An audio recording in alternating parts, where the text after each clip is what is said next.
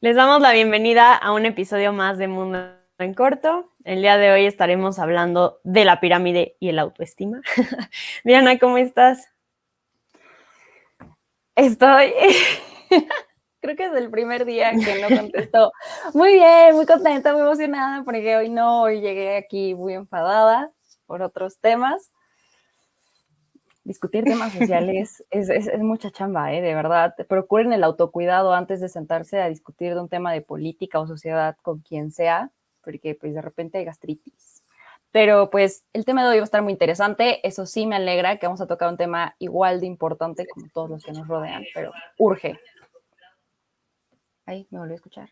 Ya, ok. Sí. Tú, Cari, y todos, ¿cómo están? ¿Cómo están? Pues pasa, suele suceder y también está padre hablar de detrás de escenas de Mundo en Corto, que siempre es como que intentamos mantener la energía arriba, pero hay días que cuesta y pues bueno, al final por algo estamos haciendo este podcast y justo surge de esta necesidad de hablar de los problemas sociales, dar nuestro punto de vista, comentar, conocer el punto de vista de la otra y de todas las personas que nos están siguiendo en redes sociales y nos platican lo que opinan de los temas que acontecen en el día a día. Y pues justo la idea de este programa, del tema de este episodio, fue por el tweet de la tiburona Patricia Armendariz, que desgraciadamente falleció una persona de su equipo de trabajo a causa del COVID. Lamentamos mucho su fallecimiento, como también el de muchas otras personas y el de muchas otras familias que han sido afectadas por la enfermedad. Y pues bueno, este desafortunado tweet, sobre todo lo que llamó la atención fue que dijo: me sorprende la baja autoestima de la parte, de la base de la pirámide, ¿no? Porque tenía COVID y no fue capaz de pedirme ayuda. Tweet que luego borró y que luego dio toda una explicación que nada más llegó a empeorar las cosas de cómo estaba. Y pues bueno, de ahí surge la necesidad y la idea de hablar del tema de la pirámide laboral y cómo es que está conformada nuestra sociedad en base a los trabajos, profesiones y oficios que se desenvuelven en ella.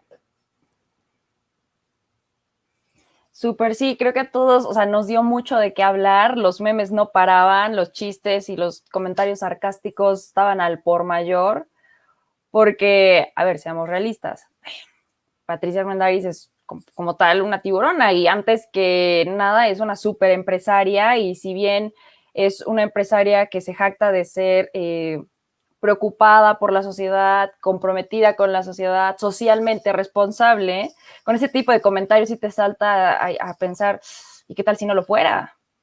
Y dices, es que no fue clasismo, es que no, pero ojo, ya en este programa, y está el programa que cuando quieran en la plataforma de podcast, donde discutimos el tema de racismo y clasismo, porque son discriminaciones que están muy invisibilizadas en nuestra sociedad, pero súper latentes, súper latentes. Y de repente en redes es muy normal ver estas bromas donde una persona empleadora de una trabajadora doméstica le hace una broma a la trabajadora doméstica y la trabajadora doméstica, por ser su trabajadora, se ve orillada a reírse de un chiste que de verdad de gracia poca. Y como este tipo de cosas hemos visto un montón de veces, sobre todo creo que más en la pandemia hemos prestado más atención a estas dinámicas que muchas veces no se externalizan. Entonces, súper importante hablar de la manera en que se distribuye la sociedad, porque, a ver, sí, México es desigual, pero el mundo en general es desigual, y entonces, ¿de qué manera funciona el sistema? Es un tema más de sociología, entonces, podría profundizarse programa tras programa, o sea, podríamos hacer una serie completa de este tema de sociológico, de cómo se divide la sociedad, así que de manera general yo me voy a ir a primero hablar de las pirámides. Le dije a Cari que hablar del origen de la pirámide y cómo es que siempre hemos estado divididos de esa manera, porque es cierto, las civilizaciones siempre han tenido una manera de funcionar, pues, por clases, por razas, somos bien buenos para dividirnos, igual y no para dividir, pero sí para dividirnos. Entonces, por ejemplo, en diferentes civilizaciones como la egipcia, teníamos este triangulito de la misma manera, donde por abajo estaban los esclavos, luego seguían los campesinos, de ahí los artesanos, comerciantes, escribas, los soldados, luego seguían los nobles o los sacerdotes y arriba estaba el faraón. Misma figura. La mayoría de la población era la base de la pirámide, quienes mantenían la funcionalidad de toda la pirámide, los esclavos. Similar caso con los romanos, ¿no? Teníamos esta pirámide donde por abajo estaban los esclavos, luego los plebeyos y hasta arriba los patricios. caso similar, porque aparte se jactaban de decir que el ocio era una necesidad humana, que sí lo es, tómense su tiempo libre, pero que necesitaban entonces explotar a personas para tener este ocio, ¿no? Para darse el lujo de tomar tiempo libre. Y entre otras formas de las pirámides tenemos también unas críticas, como por ejemplo el modelo conflictivo de Karl Marx, que nos dice, a ver, por abajo están los que no tienen conciencia de clase, por en medio está el proletariado y por arriba están los burgueses. Entonces, este mismo sistema de la pirámide ha existido y ha evolucionado a lo largo de la historia. Total que siempre hay unos abajo, unos en medio y unos hasta arriba. Es decir, funciona a través de la verticalidad y esto lo podemos resumir en un concepto que se conoce como estratos sociales. Esta estratificación social es bien importante tenerla en cuenta porque básicamente es lo que te da tu lugar en el sistema. Y se puede entender de diferentes formas, ¿no? El estrato social como tal y de manera puntual es como la reputación o riqueza expresada en un orden jerárquico de tu estatus social. Y es así como se divide de manera arbitraria a la sociedad. Entonces, el común denominador de este estrato social siempre va a ser la desigualdad y la verticalidad. Es decir, vamos de arriba para abajo y no hay más. Y ahí es donde está el problema. Porque aunque tenemos estas historias de éxito, de que, yo nací y no tenía zapatos, caminaba los kilómetros para ir a la escuela y mírame ahora, soy un tiburón, no pasa. Y no es un tema que se replique en todos los fenómenos y en cada individuo. Entonces eso lo vamos a ir profundizando un poco en el tema, pero definitivamente creo que este mal chiste y pésimo uso de las palabras para volver a señalar la pirámide como un sistema normal, nos tiene que poner a cuestionar por qué vivimos de esta manera. Sí, a veces pareciera que los que están arriba de la pirámide son los que en realidad no tienen conciencia de clase porque no se dan cuenta de la cantidad de privilegios que hay, ¿no?, a su alrededor. Que aquí también hay un debate, no voy a entrar mucho en tema, pero sí hay un poco de problema en llamarle privilegio a lo que es un derecho, porque entonces de alguna forma imposibilita esa lucha por el derecho, ¿no? Es como, pues sí, son privilegiados, mejor que renuncien al privilegio, cuando ese privilegio debería ser la normalidad para todos los ciudadanos y todas las personas de la sociedad. Entonces, creo que es impresionante cómo los esquemas verticales pues siguen a través de la historia con diferentes nombres, con diferentes atribuciones, algunos con estos derechos que más bien se ha convertido en derecho, ¿no? Aquello que antes era una desigualdad, pero el esquema sigue. Y desde lo personal creo que seguirá. También está mucho esta teoría de que tenemos que relacionarnos con iguales para sobrevivir de alguna forma, de identificarnos con otros, literalmente como seres vivos, ¿no? Como animales que se van agrupando. Entonces, creo que es muy interesante conocer las relaciones humanas que terminan pues postergándose a las relaciones sociales. Y no vamos ahorita a entrar a un debate sociológico y demás, solamente es como por encimita, porque creo que podemos pasar 5 horas tomando un café o un buen vino y platicando de esto. A lo mejor algún día haremos un maratón al respecto y escuchar varias posturas, sería interesante. Pero bueno, hablando un poquito de esto de los trabajos que ahora se han cambiado las palabras, me parece.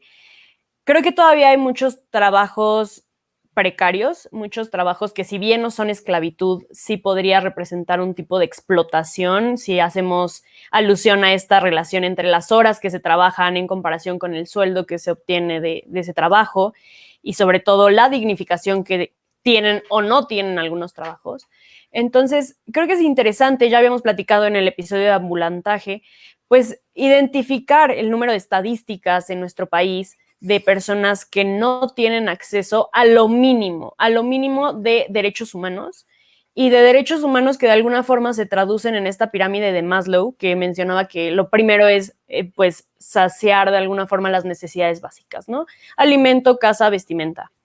Y luego va la seguridad, que esto es muy, muy importante porque vamos a hablar en este episodio y en un episodio sorpresa que viene muy pronto, va a estar muy bueno, sobre la seguridad que no tienen justo una gran parte de nuestra población, ¿no?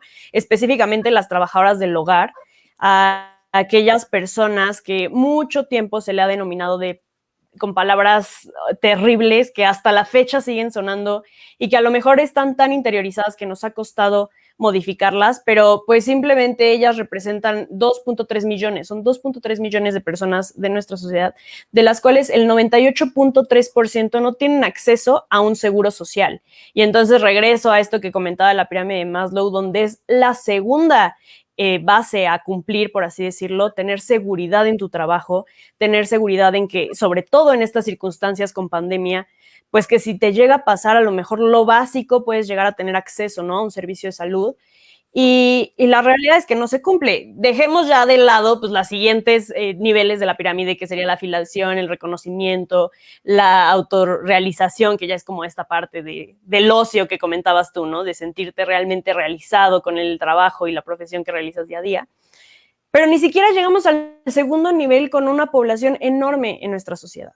Y ya ni hablemos de los derechos laborales, que ahorita pues vamos a entrar más a fondo, pero quiero llegar a este punto en que realmente el trabajo digno en nuestra sociedad pues es poco las personas que podemos tener acceso a realizar un trabajo digno. Y nada más como para dar un poco de definición jurídica, el trabajo digno se presenta en el artículo 5 de nuestra Constitución, que pues es la base del derecho laboral, así como el 123, pero sí también después se replica otra vez en el artículo 2 de la Ley Federal del Trabajo, y dice que un trabajo digno es aquel que respeta la dignidad humana, que no discrimina y que da acceso a la seguridad social, un salario remunerador y condiciones óptimas de seguridad e higiene para prevenir riesgos. Nada más les dejo ahí como el dato que busquen la causa #JorgitoCuenta de Animal Político. Son personas que estaban limpiando los baños de enfermos de COVID en el hospital y no tenían ni siquiera cubrebocas, guantes, careta, ningún equipo de protección.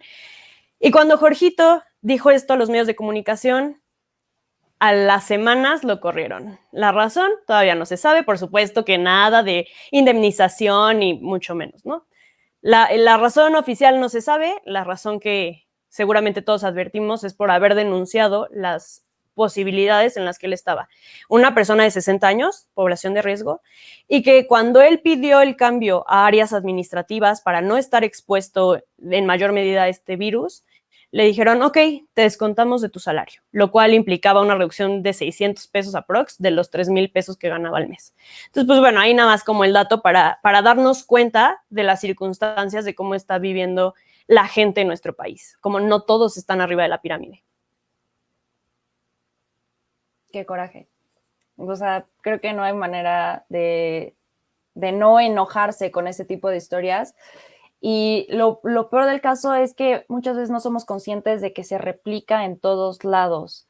Y mencionabas, por ejemplo, el tema de que ojalá no tuviera que ser un privilegio tener el acceso a un trabajo, por ejemplo. Ojalá tuviéramos que hablar de privilegios porque fuera un tema de normalidad, pero la realidad es que hay que reconocer que el hecho de que algunas personas tengan opciones laborales es un privilegio porque hay quienes por otras condiciones no tienen ni la oportunidad de aplicar a un solo trabajo, y por estas condiciones que son externas, me refiero a cuestiones como de género, raza, nivel educativo, entre otros aspectos que tendrían que verse, o sea, que tendrían que ser superfluos, no tendrían que afectar en tus oportunidades, pero sí afectan.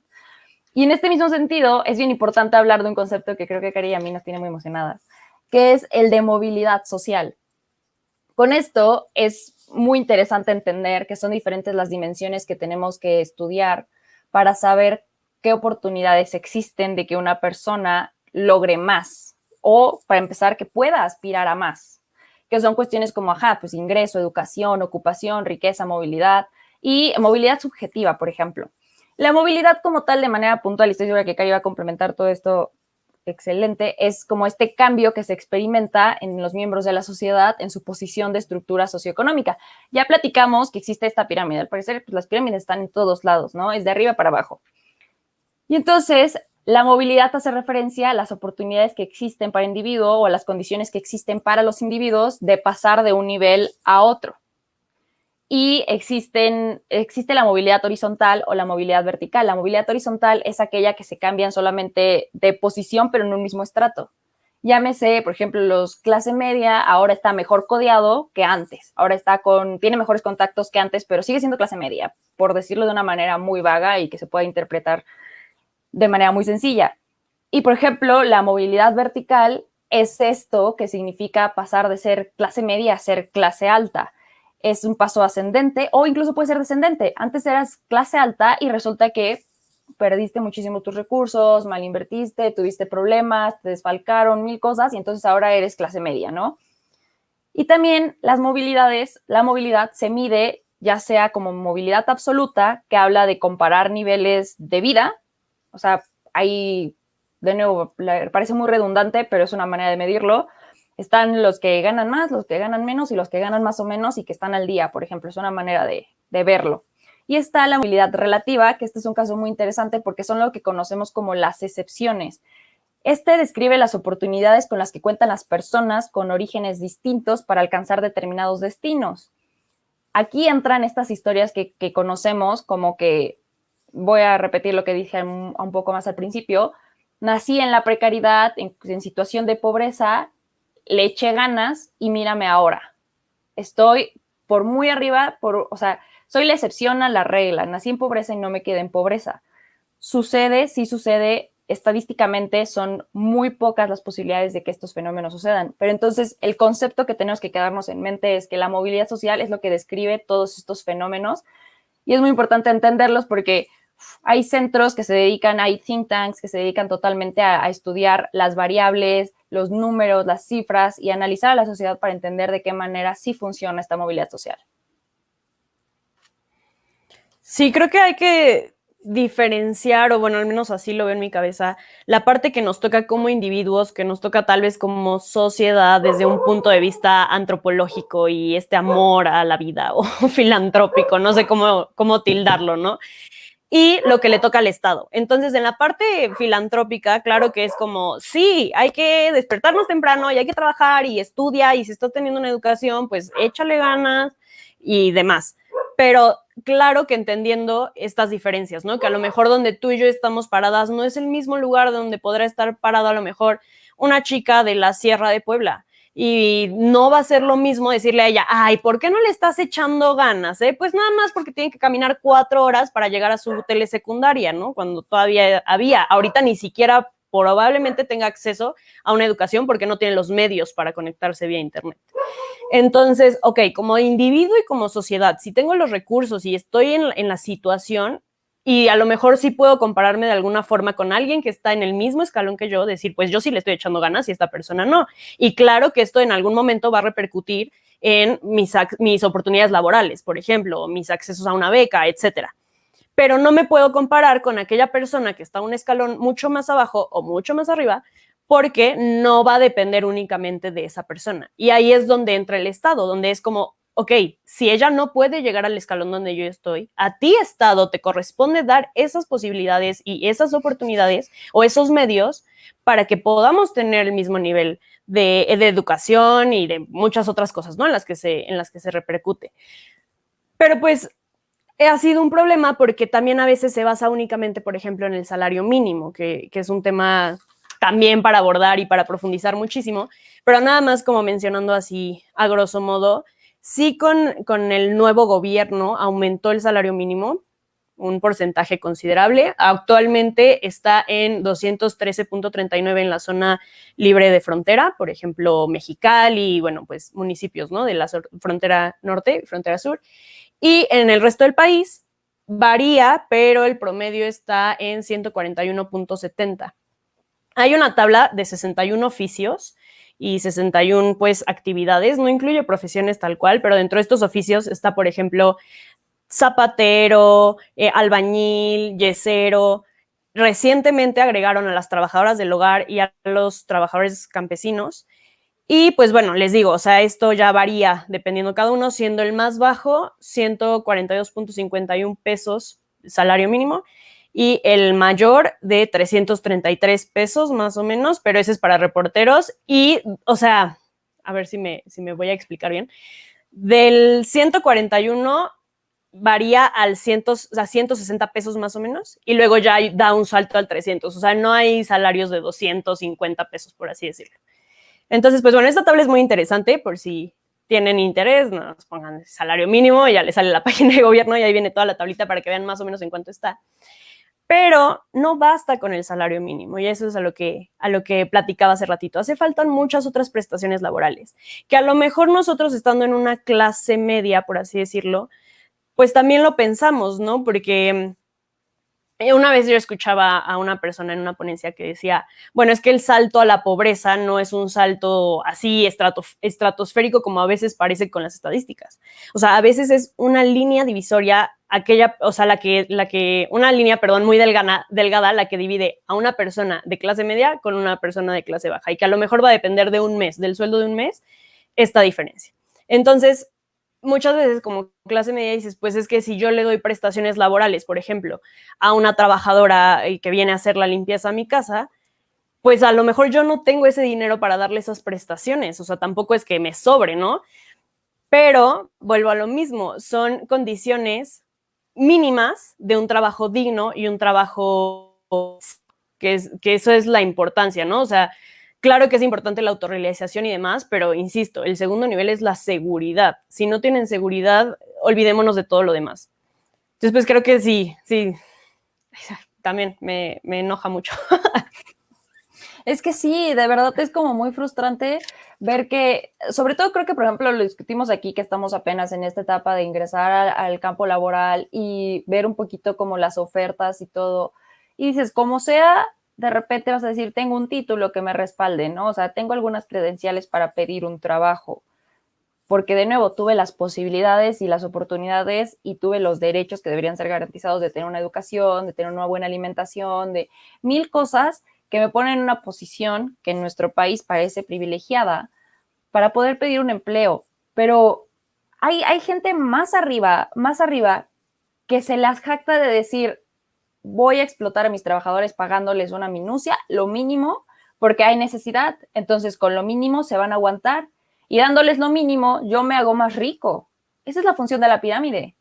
Uno pensaría que se necesitan estas desigualdades, y es un mal pensamiento, para que sea competitivo el sistema, para que funcione, porque alguien tiene que trabajar, ¿no? Y alguien tiene que estar manejando el dinero. Esta idea de creer que las diferencias son sanas y que nos ayudan y que incluso nos promueven a tener mayores aspiraciones, es el mero mito de la meritocracia.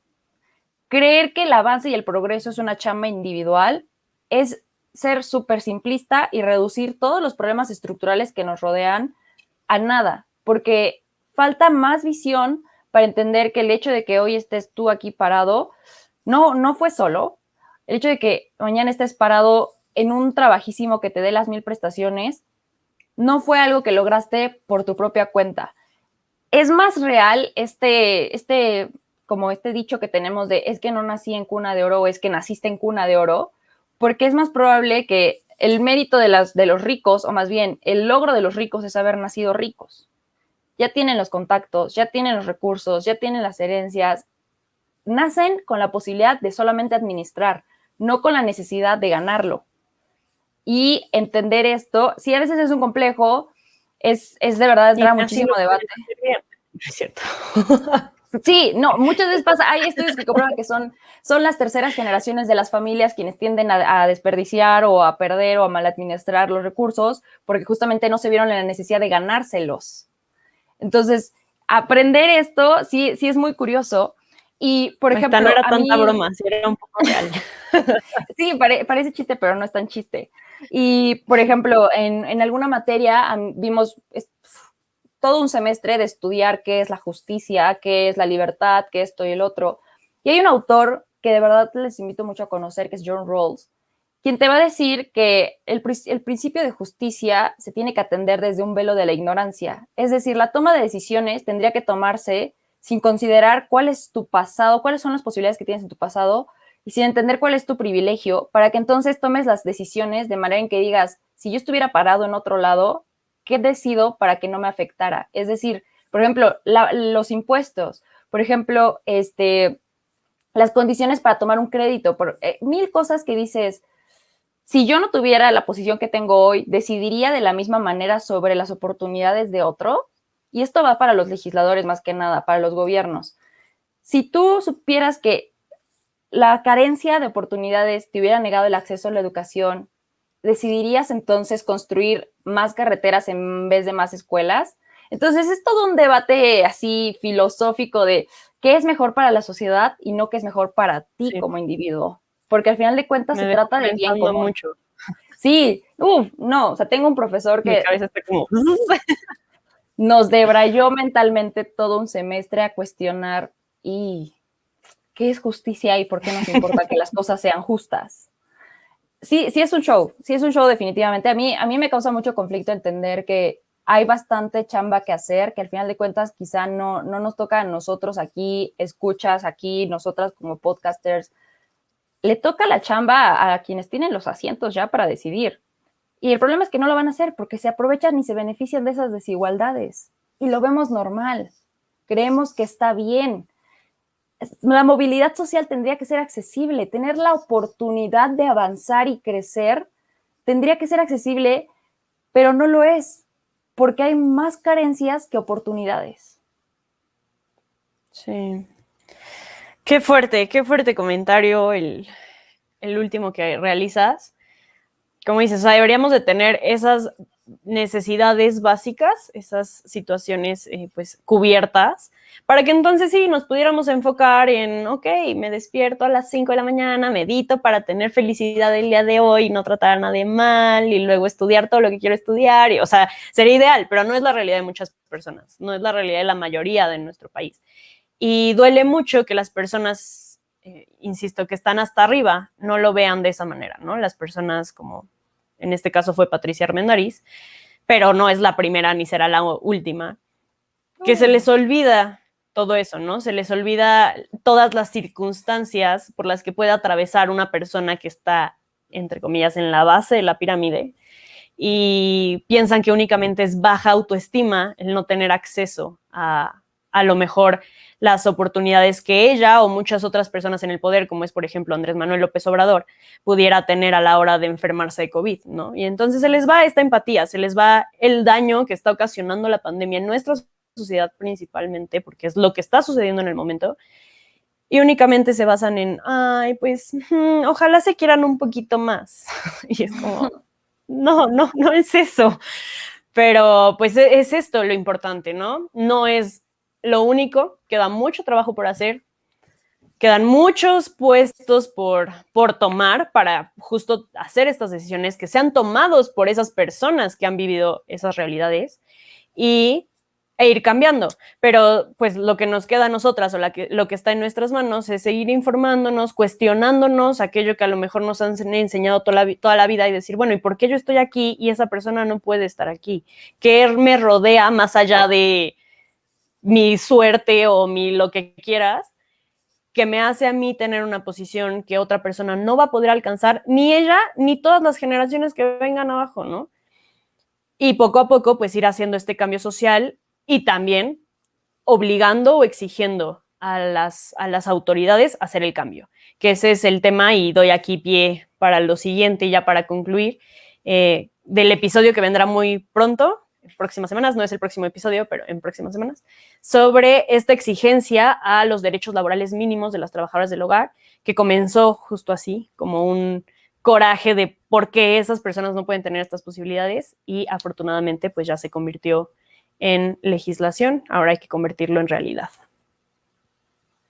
Sí, muy importante entender el valor de un trabajo digno y las prestaciones parece cosa como de utopía hoy en día y sobre todo para nuestras generaciones, te dicen prestaciones y ya no, ahora es como outsourcing, tienes 3 meses de contrato y vemos si te volvemos a contratar y olvídate del seguro social, mucho menos aspires a un seguro de gastos médicos mayores, di que te vamos a pagar y pues está muy difícil la situación, tener oportunidades es un reto para muchos y también hay aquellos que quizá puedan aspirar a oportunidades, pero no sepan ni por dónde comenzar. Se entiende sobre todo más como nosotros que somos jóvenes.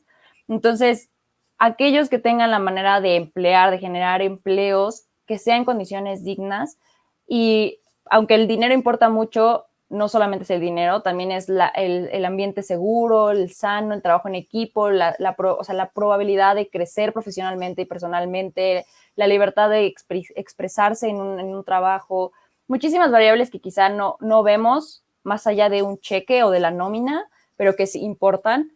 Y pues nada, ojalá que sí se creen espacios de trabajos dignos. Más relevante que nada es el tema. Creo que para todos aspiramos a tener una vida digna y que justamente no sea una cuestión de trabajo para vivir, o sea, vivo para trabajar literalmente, que así funciona el sistema. Entonces, ojalá que fuera la inversa. Estamos lejos de lograr algo así, pero entendamos que las condiciones no son las mismas para todos.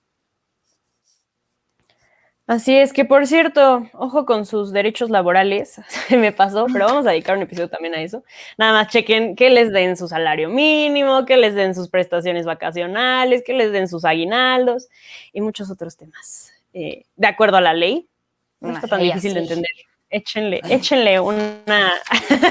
Son como échenle 300 una cuartillas.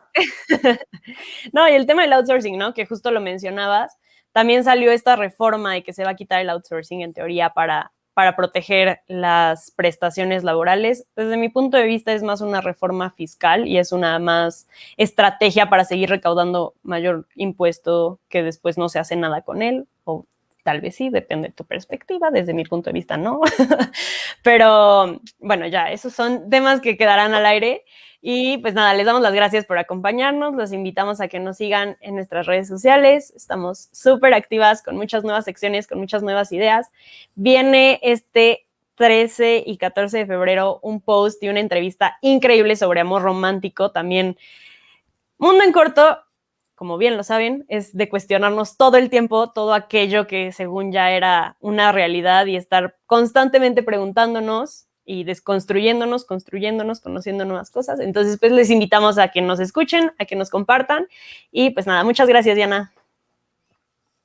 Gracias a ti, gracias a todos. Estoy muy contenta y espero que de verdad se den el tiempo de escuchar la próxima entrevista, sobre todo por este mes que estamos como todos de corazoncitos y así. Entonces, cuestionar un poquito nuestros vínculos afectivos nunca está de más. Y les mando un abrazo a todos.